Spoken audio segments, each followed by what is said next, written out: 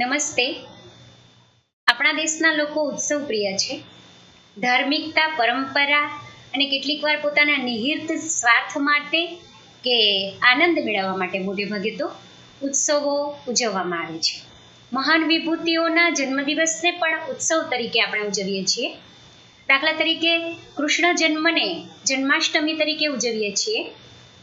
મોટાભાગની સંસ્થાઓમાં, શાળાઓમાં તે દિવસે રજા હોય છે કે જેથી ઘરે રહીને લોકો આ ઉત્સવની ખૂબ જ આનંદપૂર્વક ઉજવણી કરી શકે અને ભક્તિપૂર્વક ઉપવાસ કરીને રાત્રે 12 વાગે પારણા કરવામાં આવે છે. તો આવા જ એક વિષયને રજૂ કરતી વાર્તા આજે આપણે માણવાના છીએ. જન્મોત્સવ. પાઠ 14 જન્મોત્સવ. સુરેશ જોશી. જન્મ 30/5/1921, અવસાન 3/9/1986. લેખક પરિચય. સુરેશ હરિપ્રસાદ જોશીનો જન્મ સુરત જિલ્લાના બારડોલી તાલુકાના વાલોડ ગામમાં થયો હતો. વડોદરાની મહારાજા સયાજીરાવ યુનિવર્સિટીમાં ભાષા ભવનના અધ્યક્ષ તરીકે સેવાનિવૃત્ત થઈ જીવનના અંત સુધી વડોદરામાં જ વસ્યા. મરણોત્તર અને છિન્નપત્ર તેમની નોંધપાત્ર નવલકથાઓ છે. ગૃહ પ્રવેશ તેમનો નોંધપાત્ર વાર્તા સંગ્રહ છે.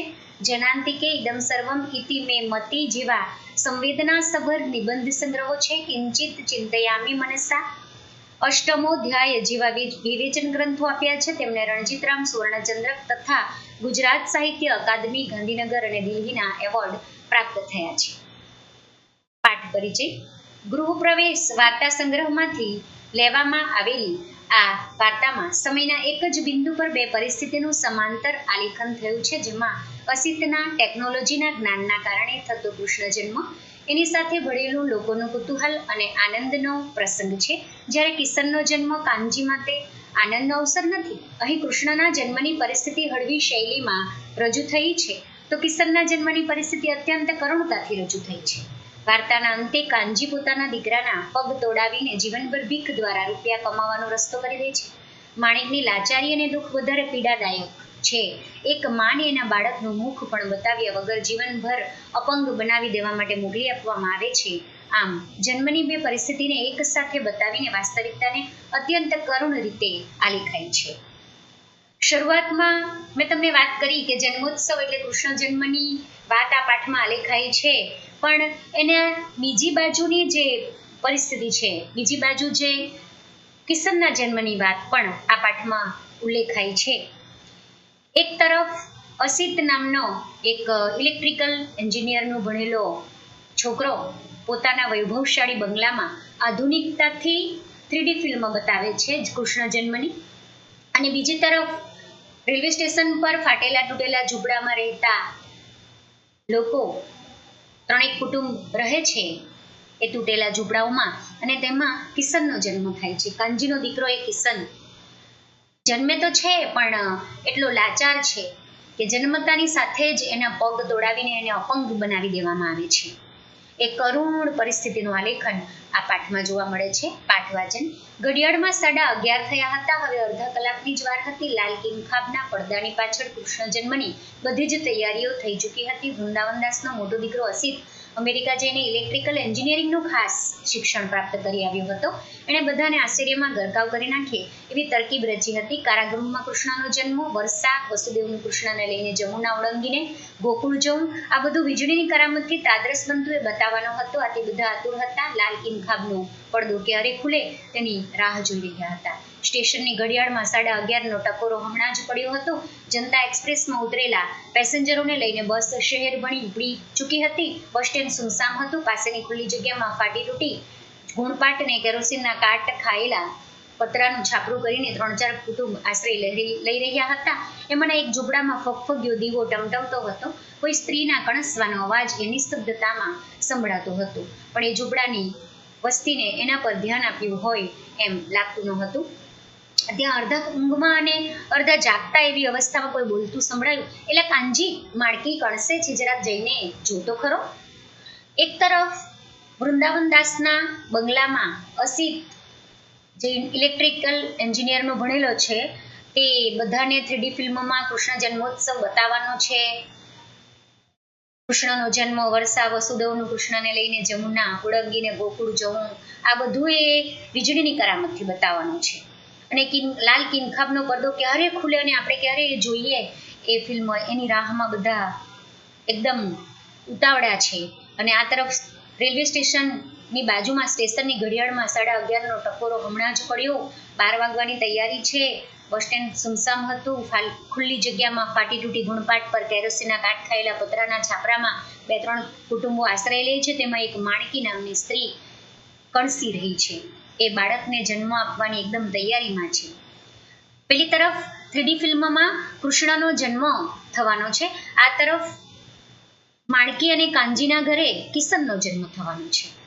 પણ એ કિશન કેટલો લાચાર છે એ બતાવતા લેખક ગરીબી અને ધનવાન વચ્ચેની જે ઊંડી ખાઈ છે એને પણ દૂર કરવાની તાકીદ કરે છે. બીજાએ પણ એવા જે જવાબ આપ્યો એમાં હું જોવા જાઉં તો વખતથીઓ લાગે છે. અંધારે ખૂણેથી કોઈ ડોસી ખોખરા કર્કશ અવાજે બબડી, માણકી જબરીને એના પેટમાં છોકરું જબરું મારું. ટંકણ ખાર દીધો તો કોઈ કાંઈ ના વળ્યું. હવે કાંઈ આવનારને પાછું ઠેલાય, કર કાંઈ બાપલા છૂટકો છે. ઘડિયાળનો કાંટો આગળ વધતો હતો. માણેક કરાંજતી હતી. આકાશને કદીક વીજળી વીંધી જતી હતી. ભારે કડાકો થતો હતો ને ભારે વરસાદ માથે જજુમી રહ્યો હતો. અંધારે ખૂણાથી કોઈ ડોસી ખોખરા અવાજે બબડી. પહેલાના સમય કરતાં બી ત્યારે હોસ્પિટલ કે દવાખાનાની થોડી સગવડ તો હતી, પણ આ માણકી એટલી બધી ગરીબ છે કે એ એની ડિલિવરી હોસ્પિટલમાં કરાવી શકે એટલા પૈસા નથી. ઘરે જ એક ડોસી એના બાળકને જન્મ કરાવી જાય છે. તો એ ડોસી કર્કશ અવાજે બબડે છે કે માણકી જબરીના પેટમાં છોકરું જબરું. ટંકણ ખાર એટલે કે પેટમાં દુખાવો વધ્યો અને બાળકનો જન્મ જલ્દીથી થઈ જાય એટલા માટે એને ટંકણ ખાર ખવડાવ્યો છે. એ ટંકણ ખાર આમ તો નુકસાનકારક છે, પણ બીજો કોઈ ઉપાય નથી. એટલે આવું નુકસાન વેઠીને પણ બાળકનો જન્મ થાય એવી તાકીદમાં છે આ ડોસી. અને તેથી માણકી કણસી રહી છે અને ખૂબ દુખાવો થઈ રહ્યો છે. ઘડિયાળનો કાંટો આગળ વધતો હતો. ઉપરના ઓરડામાં વિશાખા અને ધનંજય દોડા વચ્ચેથી સરી જઈને વાર્તાલાપ કરી રહ્યા હતા. તેમને એમ લાગ્યું કે હવે તો નીચે જવું જ પડશે. વૃંદાવનદાસ અને એમની મંડળી બેઠકમાં ભાગવતનું સ્મરણ કરતી હતી. તે પણ હવે વખત થવા આવ્યો. જાણે ઠાકોરજીના ઓરડા તરફ આવવાની તૈયારીમાં હતી. મધુસૂદન અને એની મિત્ર મંડળી બ્રિજના 2 રબર પૂરા કરીને અસિતની કરામત જોવા યથાસ્થાને ગોઠવાઈ જઈને ટોળ તપ્પા હાંકી રહી હતી. અસિત સાવ નિશ્ચિંત બનીને એક બાજુએ રીટા જોડે વાત કરતા હસીને બેવડ વળી જતો હતો. ત્યાં શણિયું પહેરીને મુખિયાજી આવ્યા. નિજ મંદિરમાં જઈને છેલ્લી તૈયારીમાં એ પરોવાઈ ગયા. કૃષ્ણ જન્મનું મુહૂર્ત નિકટ આવતું ગયું. ભીત પરના ઇલેક્ટ્રિક ઘડિયાળનો મોટો તથા નાનો કાંટો એકબીજાની નજીક આવવા લાગ્યા. સ્ટેશનના ઘડિયાળના કાંટા પણ એકબીજાની નજીક આવતા જતા હતા. માથા પર જજુમી રહેલા વાદળ તૂટી પડ્યા હતા. વરસાદની ઝડી ભીંજાવા લાગી હતી. બસ સ્ટેન્ડ પાસેના છાપરા ઉડુ થઈ રહ્યા હતા. સુસવાટા પવનના અવાજમાં હમણાં જ સ્ટેશનને ગજાવી મૂકીને આવેલા ગુજરાત મેલના અવાજમાં માણેકના કરાંજવાનો અવાજ સ્પષ્ટ સંભળાતો ન હતો. પેસેન્જરોને કારણે બસ સ્ટેન્ડ વળી થોડી વારને માટે જાગતું થયું. વાડમાં એ લીલા સમેટાઈ ગઈ. ધીમે નિસ્તબ્ધતા છવાઈ ગઈ. વરસાદ એકધારો પડવા માંડ્યો.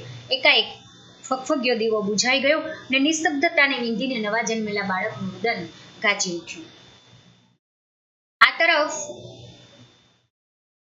વિશાખા અને ધનંજય એ નવા પરણેલા યુગલ છે. એટલે જેમ બને તેમ ટોળામાંથી બહાર જઈને પ્રેમાલાપ કરવા માંગે છે. એટલે એ પણ બહાર નીકળી ગયા બધાની નજર સરકાવીને. વૃંદાવનદાસ પણ એમની મંડળી સાથે જે ભાગવત ગીતાનું સ્વરણ એટલે કે સાંભળી રહ્યા હતા. તે પણ હવે તૈયારી છે. ફિલ્મ શરૂ થવાની તૈયારી છે એટલે નજીક આવી રહ્યા છે. સરપંચ પણ ખાદીના કપડાં પહેરીને, શણિયું એટલે ખાદીનું કપડું પહેરીને આવી ગયા છે.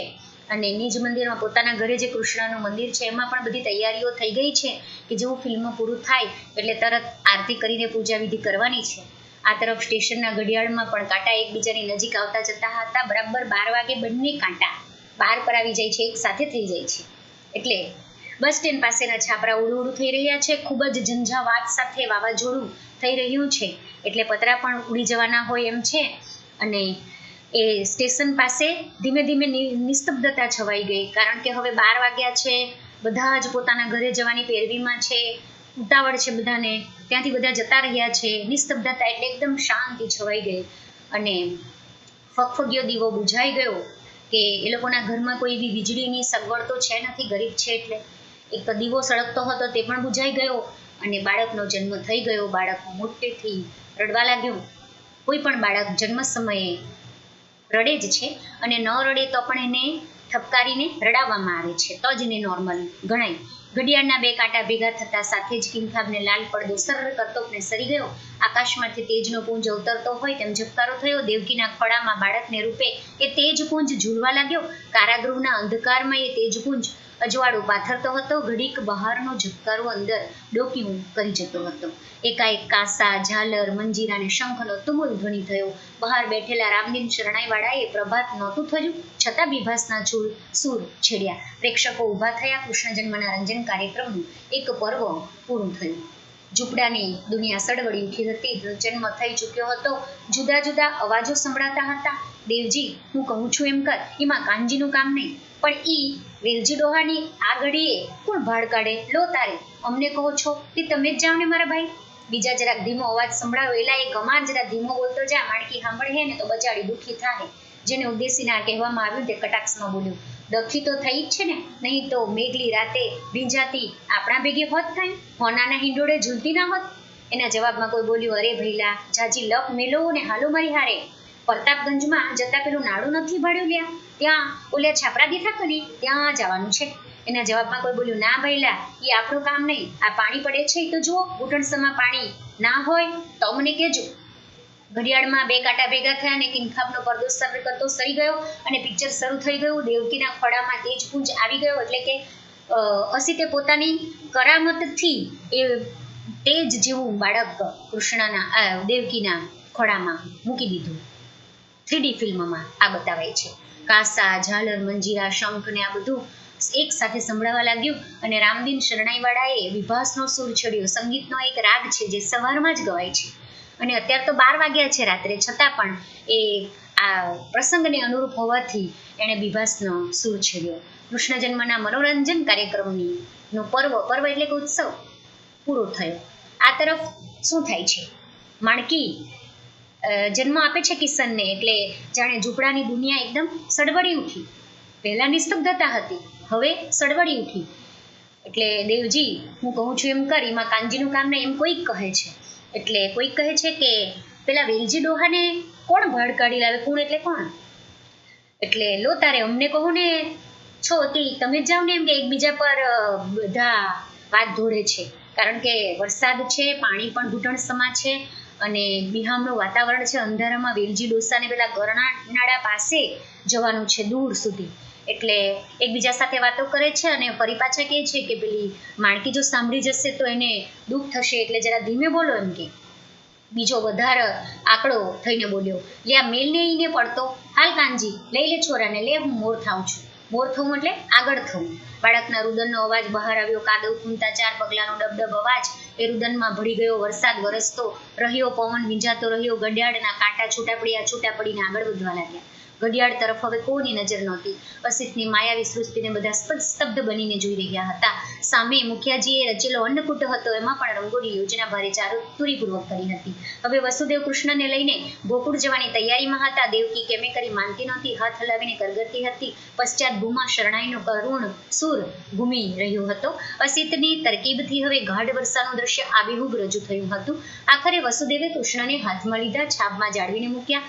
અંગૂઠો ધાવતા વટપત્રમાં સુતેલા ભગવાનના મોઢા પર ભુવન મોહન હાસ્ય હતું.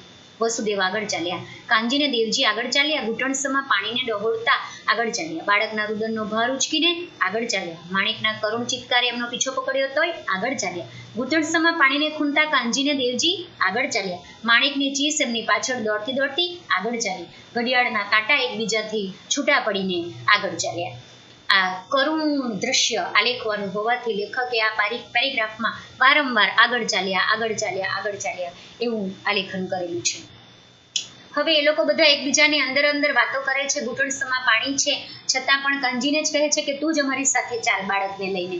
અને કાનજી અને દેવજી 2 જણા જવાનું નક્કી કરે છે. અને આ તરફ અસિત પણ માયાવી સૃષ્ટિને સમેટી લે છે. બધા સ્તબ્ધ બનીને જોઈએ છે અને અસિતને આ એકદમ શાબાશી આપે છે કે આટલી સરસ ચાતુરીપૂર્વક જે એણે તરકીબ એટલે કે યુક્તિ કરી હતી, એ જે કંઈક ભણ્યો છે એનું આ સરસ મજાનું ફળ આજે જોવા મળે છે. એટલે અને મુખિયાજીએ રચેલો અન્નકૂટ પણ એમાં રંગોની યોજના ભારે ચાતુરીપૂર્વક કરી હતી. આ તરફ લેખક આમાં એવું સૂચવવા માંગે છે કે એક તરફ ભગવાનની નિર્જીવ મૂર્તિની આગળ 56 ભોગ ધરાવવામાં આવે છે, અન્નકૂટ ધરાવવામાં આવે છે, જે ભગવાન આરોગતા પણ નથી. અને બીજી તરફ બિચારા ભૂખ્યા લોકો જે સજીવ છે, હાલતા ચાલતા પૂતળા છે, એ ભૂખ્યા રહે છે, ફૂટપાથ પર પડી રહે છે. એ વિરોધાભાસ પણ અહીં લેખકે વર્ણવેલો છે. પશ્ચાતભૂમાં એટલે કે પાછળથી શરણાઈના સૂર સંભળાય છે. એ ફિલ્મ બતાવાય છે, પણ ફિલ્મમાં જે મ્યુઝિક વાગે છે, સંગીત, એ કોણ વગાડે છે એ અહીં નથી બતાવાતું, એટલે પશ્ચાતભૂ પાછળ એ વાગે છે. અને વસુદેવે કૃષ્ણને હાથમાં લીધા, છાબમાં જાળવીને મૂક્યા અને અંગૂઠો મોઢામાં નાખતા ભગવાન મોઢા પર ભુવન મોહન હાસ્ય છે. વસુદેવ આગળ ચાલે છે અને આ તરફ કાનજી અને દેવજી પણ આગળ ચાલે છે. વસુદેવ વરસતા વરસાદમાં જમનાજીને કાંઠે આવ્યા. નદી તો બંને કાંઠે છલકાઈ. અસીતે ભારે કરામત કરી હતી. દીવા બધા બુઝાઈ ગયા હતા. તેજપુંજ જેવા કૃષ્ણ ભગવાનને વચ્ચે વચ્ચે ઝબકી જતી વીજળી સિવાય બીજું કશું હવે દેખાતું ન હતું. ઘડીભર તો આ કરામત છે તે બધા ભૂલી ગયા. જયાવતી શેઠાણી તો હાથ જોડીને ભક્તિભાવથી ઊભા રહી ગયા. વસુદેવે જમનાના પાણીમાં પ્રવેશ કર્યો ન કર્યો, ત્યાં એકદમ પાણીને ડહોળતો સર્ર કરતોકને અવાજ આવ્યો. બધા ઘડીભર ચમકી ગયા. કૃષ્ણ ભગવાનને માથે નાગે છાયા કરી ભક્તોએ હાથ જોડ્યા. બીજા કુતૂહલથી વિસ્ફારિત નેત્રે જોઈ રહ્યા ને વસુદેવ આગળ વધતા રહ્યા. વિલજી ડોહા છો કે કોણ છે? ઘોઘરા અવાજે દમિયલ ડોસાએ ઉધરસનો ઠણકો ખાતા ખાતા જવાબ પાડ્યો. ઈ તો હું ને કાનજી જટ આવો ભા, આ છોરો લાવ્યા છીએ, જરા એના ટાટિયા વાળી લો ને. ડોસો બોલ્યો, હાવ બેઠો રહી એમ કરવું છે કે પછી લાકડીને ટેકે હાલીને ભીખ માંગે એમ કરવું છે? કાનજી બોલ્યો, હાવ પાંગડો ના કરતા દાદા, અકર્મીએ મધરાતે અહીં જન્મ લીધો, નકર એનો અવાજ ગળગળો થઈ ગયો. દેવજીએ કહ્યું, હાલ હવે ગાંડા કાઢીમાં છોરો આવ્યો છે તો રોટલાની જોગવાઈ કરવી કે નહીં? તું તો એને ભણાવી ગણાવીને લાટ સાહેબ બનાવવાનો હતો નહીં? વસુદેવ વરસતા વરસાદમાં જમનાજીને કાંઠે આવે છે. નદી છલકાય છે. અસીતે આભારે કરામત કરી છે. અને કૃષ્ણ જન્મનું આવું સુંદર દ્રશ્ય કુતૂહલથી વિસ્ફારિત નેત્રે, એટલે વિસ્ફારિત એટલે આશ્ચર્યચકિત નેત્રે બધા જોઈ રહ્યા છે. જયાવતી શેઠાણી પણ ઊભા થઈને ભક્તિભાવથી હાથ જોડે છે. આપણે પણ કેટલીક વાર રામાયણ અને મહાભારત કે એવી કોઈક ધાર્મિક સિરિયલો જોતા જોતા ટીવીમાં જોઈએ અને એની અંદર કોઈક એવું મ્યુઝિક આવે કે એવું દ્રશ્ય ફિલ્માવેલું હોય, આપણે જાણીએ છીએ કે આ નકલી છે અને માત્ર એક કરામત છે, છતાં પણ એની અંદર જે મ્યુઝિક વાગે છે અને એમાં જે કલાકારોએ જે કર્યું હોય છે, કલા કરી હોય છે, તેને કારણે આપણે એકદમ રડી ઉઠીએ છીએ કેટલીક વાર એવા કરુણ દ્રશ્યો આવે ત્યારે, અને હસવાના દ્રશ્યો આવે ત્યારે હસી પડીએ છીએ. તેમ જયાવતી શેઠાણી પણ અહીં ઊભા થઈને હાથ જોડવા લાગી જાય છે. અને આ તરફ વેલજી ડોહા પાસે એ લોકો આવી પહોંચે છે, દેવજી અને કાનજી. અને કોણ છે એટલે કે કોણ છે એમ વેલજી ડોહા પૂછે છે ઘોઘરા અવાજે, દમિયલ અવાજે, એટલે કે દમનો રોગી છે આ ડોસો. એટલે તો કહે છે કે હું ને કાનજી અને આ છોરાને ટાટિયા વાળી લો ને એમ કે. ડોસો બોલ્યો, હવે હાવ બેઠો રહીએ એમ કરવું છે કે પછી લાકડીને ટેકે હાલીને ભીખ માંગે એમ કરવું છે? આખા પાઠનું વધારેમાં વધારે કરુણ જો કોઈક વાક્ય હોય તો આ છે. આ એક સશક્ત તંદુરસ્ત બાળકને અપંગ બનાવવાની વાત આમાં કરી છે. ડોસો કહે છે કે બેસીને બી ભીખ માંગે એમ કરવું છે કે લાકડીના ટેકે ચાલી શકે એમ કરવું છે, એટલે તે પ્રમાણે જ હું એના પગને ભાંગી નાખું એમ કે છે. અને કાનજી બોલે છે કે હાવ પાંગડો ના કરતા દાદા, કાનજીનો એ દીકરો છે, આખરે તો કાનજી એનો બાપ છે, એટલે એને પણ દયા તો આવે છે. આ તો મારા જેવા અકર્મી નેતા, કમનસીબ નેતા એને જન્મ લીધો એટલે એમ કહીને એ ગળગળો થઈ જાય છે. અને દેવજી કહે છે કે હાલ તું ગાંડો ન થાય એમ કે આ પુત્રને જન્મ આપ્યો છે તો એને મોટો કરવાનો, એને રોટલા ભેગો કરવાનો છે કે નહીં? તું તો જાણે એને ભણાવીને લાટ સાહેબ બનાવવાનો હોય જાણે એમ કે, એવી વાત કરે છે એમ કે. આપણે તો ભિખારી અને આપણા બાળકોને તો આપણે ભણાવી નહીં શકીએ, ભીખ માંગીને જ એમનું ગુજરાન ચલાવવું પડે એમ એ કહેવા માંગે છે દેવજી. દેવા છોરો તો છે, હાવ કિશન ભગવાન જેવો, આખરે છોરો તો માણકીનો ને એમ કહેતા ને વર્ષોના અનુભવી હાથોએ પડવારમાં બાળકના ઘૂંટણને મરડીને ટાચકા ફોડી નાખ્યા. બાળકને ચીસ હવાને વીંધી ગયું. વેલજી ડોહાએ બાળકના ઘૂંટણ મરડીને એના ટાચકા ફોડી નાખ્યા. અને તે સમયે જે બાળકને જે વેદના થઈ હશે તેને કારણે એકદમ કરુણ ચીસ નાખે છે અને જાણે હવાને પણ વીંધી જાય છે. દેવજી બોલ્યો, કાલે સવારે રૂપિયો દઈ જાશું, લે હાલ્યા. કાનજી, હવે તારો છોરો ભૂખે નહીં મરે. દેવજી કહે છે કે કાલે સવારે રૂપિયો આપીશું. એનો જે પગ અપંગ કરવાનો છે તેના ડોસો, વેલજી ડોસો 1 રૂપિયો લે છે, તેટલો પણ એ લોકો પાસે પૈસા નથી. જુઓ, એટલે એમ કે છે કે કાલે આપી જશું. પાણીમાં પડતા પગલાંનો ડબડબ અવાજ સંભળાવ્યો. એ પગલાંને બાળકના રુદનનો ભાર જાણે ઉમરીઓ વખાઈને વળગતો હતો, ભીસતો હતો ને એ પગલાં ડબડબ અવાજ કરતા આગળ વધી રહ્યા હતા. ભગવાન ગોકુળ પહોંચ્યા. ગોકુળમાં ઉત્સવ મચ્યો. જશોદા મૈયાએ કૃષ્ણ કુંવરને શણગાર્યા. નજર ન લાગે તેમ ગાલે મેષનું ટપકું કર્યું. ગોકુળ આખું ટોળે વળ્યું. ગોપાળ બાપાના ગોપ બાળના આનંદ રવથી વનરાજી ગાજી ઉઠી. પંચાજીરી વેંચાઈ. શરણાઈએ લલિત રાગ છેડ્યો. અસિત ખેલ પૂરો કરીને બહાર આવ્યો. બધાને વીંટળાઈ વળીને શાબાશી આપવા લાગ્યા. બ્રિજની મંડળી ફરી જામી. વિશાખા અને ધનંજય ફરીથી અધૂરી પરણેલી ગોષ્ઠીને પૂરી કરવા ઉપલા માળે બધાની નજર સરકાવી ચડી ગયા. વૃંદાવનદાસની મંડળીનું ભાગવત પારાયણ આગળ ચાલ્યું. જયાવતી શેઠાણીએ હલરડું પાડ્યું. જાગો નંદ કે લાલ ભોરભાઈ. માણેકની ચિસ્સે પાછા ફરેલા કાનજી અને દેવજીને વધાવ્યા. મને એનું એકવાર મોઢું તો દેખવા દેવું તો. લાવો મારા ખોડે, લાવો મારા કુંવરને. દેવજી બોલ્યા, હવે કાલે રૂપિયો આપી જઈશું એમ કરીને એ લોકો આગળ વધે છે. આ તરફ અસિતના ઘરે ભગવાન ગોકુળમાં પહોંચે છે. કૃષ્ણ કુંવરને શણગારે છે. નજર ન લાગે તે માટે કાળું તપકું કર્યું. ગોપબાળના આનંદ રવથી, રવ એટલે અવાજ, આનંદથી વનરાજી ગાજી ઉઠે છે અને બધાને પંચાજીરી વહેંચાય છે. 5 વસ્તુઓને ભેગી કરીને એનો પાવડર બનાવીને વહેંચાય છે. પંચાજીરી એ ખાસ જન્માષ્ટમીના તહેવારના દિવસે વહેંચવામાં આવે છે પ્રસાદી તરીકે. અને આ તરફ શરણાઈ પર લલિત રાગ. આગળ આપણે બિભાસ રાગ જોયો, આ લલિત રાગ છે. આ જે સંગીતના અનેક રાગો છે તેમાંના આ 2 રાગો છે. એની વાત લેખકે આ પાઠમાં કરી છે. અને બધા અસિતને એકદમ શાબાશી આપે છે. વિશાખા અને ધનંજય, શરૂઆતમાં આપણે જોયું હતું કે નવા પરણેલા યુગલ છે અને પ્રણય ગોષ્ઠી કરવા માટે એ લોકો તક શોધી રહ્યા છે અને બધાની નજર સરકાવીને જતા રહે છે. વૃંદાવનદાસની મંડળીનું ભાગવત પારાયણ પણ આગળ ચાલે છે. જયાવતી શેઠાણી જાગો નંદ કે લાલ ભોરભાઈ એ હાલરડું ઉપાડે છે. આપણે પણ કૃષ્ણ જન્મ વખતે નંદ ઘેર આનંદ ભયો જય કનૈયા લાલ કી, નંદ ઘેર આનંદ ભયો જય કનૈયા લાલ કી આ ગીત સાંભળેલું છે. સોશિયલ મીડિયા પર પણ ફેસબુક, વોટ્સએપમાં ને બધે આ સાંભળવા પણ મળે છે અને વાંચવાનું પણ મળે છે. પાઠમાં આગળ ચાલીએ. માણેકની ચિસ્સે પાછા ફરેલા કાનજી અને દેવજીને વધાવ્યા. મને એનું એકવાર મોઢું તો દેખવા દેવું તું. લાવું મારા ખોડે, લાવું મારા કુંવરને. દેવજીએ કહ્યું, ગાડી થામા માણકી, તારા નંદ કુંવરને કોઈ ચોરી નથી ગયું. લે આ તારો છોરો.